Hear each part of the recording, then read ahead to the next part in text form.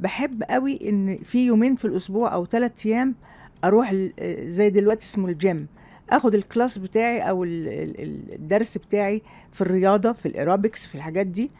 وكانت بتيجي واحدة من ضمن الناس اللي انا شفتهم، بس ما كناش اصحاب، بس هي فنانة برضو بتمثل وكل حاجة. مش قادرة اقول لكم جمالها، جميلة جمال.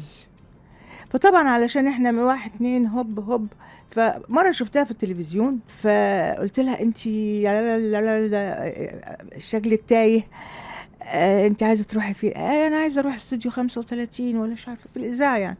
قلت لها تعالي اوديكي، فوديتها. بدل شكرا قالت لي عايزه اقول لك بقى على نصيحه بقى، بطلي بقى بتاع اللهبل اللي بتطلعي بيه ده اللي اسمه بقلص.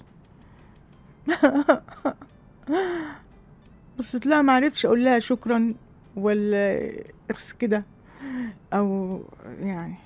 ف لكن اللي حصل ان انا خدت انطباع فوري ان لا، يا ريتها كانت معلش بقى قرد، بس تقول كلمه حلوه، اتليست على الاقل يعني قولي لي شكرا، ده انا طلعت دورين حافيه من غير اسانسير ودخلتك الاستوديو.